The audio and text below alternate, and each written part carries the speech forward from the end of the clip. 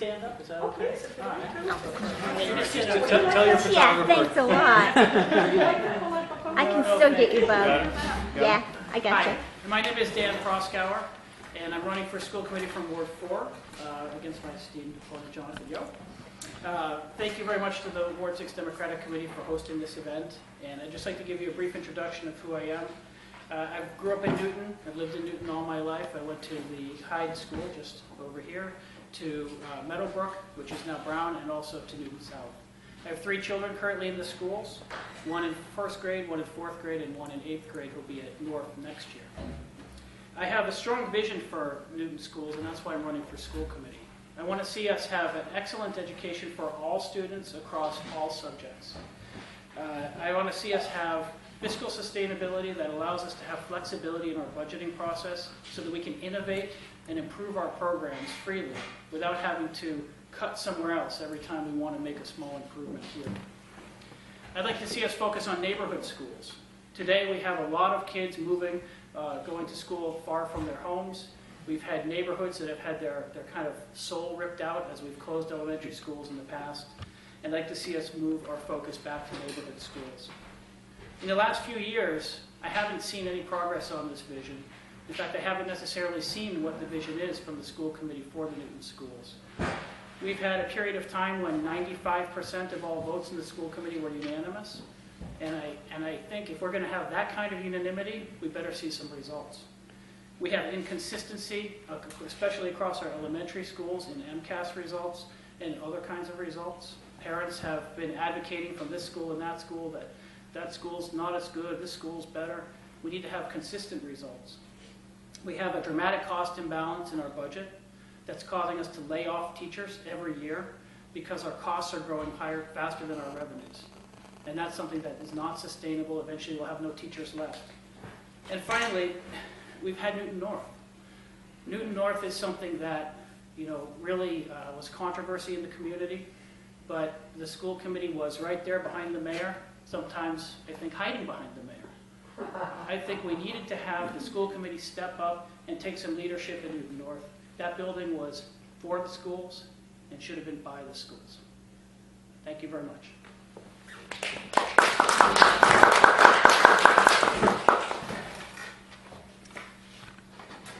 Hi, my name is Jonathan Yo. I'm the Ward 4 representative on the school committee. Thanks to the Ward 6 for hosting this event. I'm a member of the Ward 4 Democratic Committee.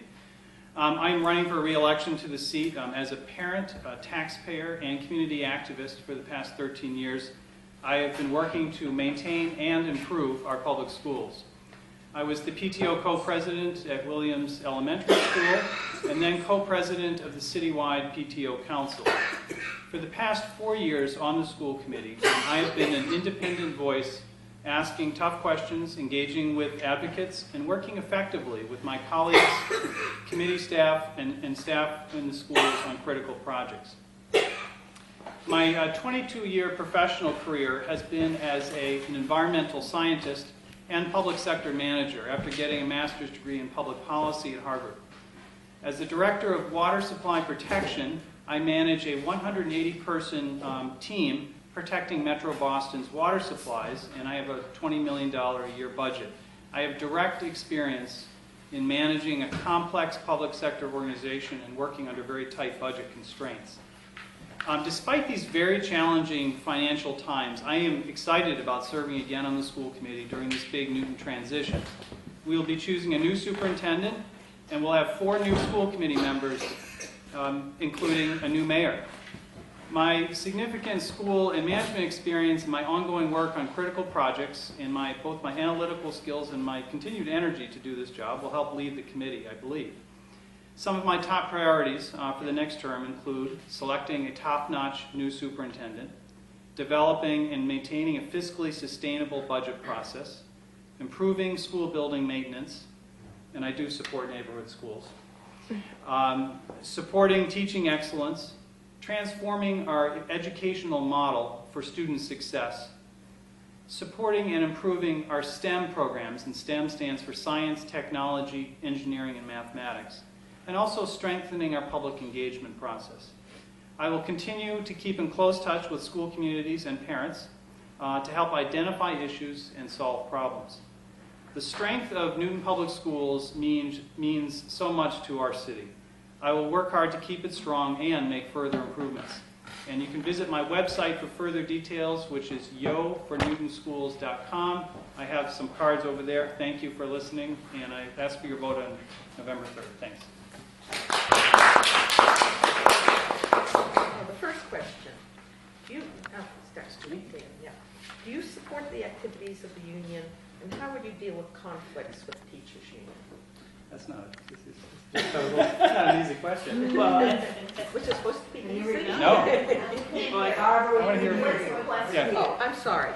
Do you support the activities of the union, and how would you deal with conflicts with the teachers' union? okay, well, I guess, I don't know how you can support or not support the activities of the union. The activities of the union are what they are, so there's nothing I can do about it.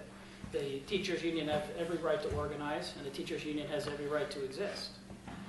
In terms of conflicts with the union, I think the biggest problem that we have right now is that there seems to be a perception that there's two sides to this. And in reality, there's only one side, and that's what's best for the kids. And that's what the Newton Schools is all about, is about educating our children. And frankly, the teachers cannot effectively educate our children if they don't have materials, they don't have a building that's not falling apart, that they don't have class sizes that are manageable, that they don't have the support structure in terms of the administration and other things that they need to be successful in their jobs. So I think that the administration of the schools, the taxpayers, the school committee, and the teachers are really all in the same boat together. And what's really necessary is a recognition of that, and then a collaborative approach to figuring out what's the best way to arrive at what works for everybody. I think if the teachers are in this just to say we have to get as much money as we can, or we have to protect these jobs, or worse yet, we have to protect this part of the teaching staff and sacrifice that part of the teaching staff, I think that's the wrong approach. And I don't think anybody wins with that. And I think that would be a very difficult thing to manage through. And our goal would be how to move from that kind of relationship to a collaborative, constructive relationship where we can really end up where we need to be. I pretty much agree with what Dan has said so far, and I think we can continue the discussion. For my work, I manage many staff over 6 different unions. And what I try to do with the union stewards who are in charge of the staff, well, I'm in charge of the staff, but they represent them. I try to work in a collaborative fashion to solve problems, and in this case, the product is protecting our water supply. And what I'm often able to do is come up with solutions that everyone can agree upon. Certainly, unions are there to protect the rights and to attempt to get salary increases and maintain their benefits and things like that. And so there's always going to be a tension between management and the unions. That's going to be there. So through collaborative bargaining and collaborative efforts, we can and should and have been for the last several years working closely with the union to try to get everyone to understand that the most important thing is what's happening in the classroom and provide what teachers need to have excellence in the classroom, whether it's materials, a good building condition, or professional development so they can learn. So 1 more minute? Yeah, sorry, I was flashing you on. It's a very difficult job. 1 minute. So the question was, is there conflict? There's always going to be conflict, especially during tough financial times. Right now, we do not have an active contract with the teachers union, and we did not put money in our budget for a salary increase this year. And that, it's a difficult situation for all of us employees. I'm a state employee. Actually, I'm on a furlough day today. And it's a very tough time, and we need all of our unions and the management to work together to get through this next several years. It's going to be extremely difficult. Okay. And the other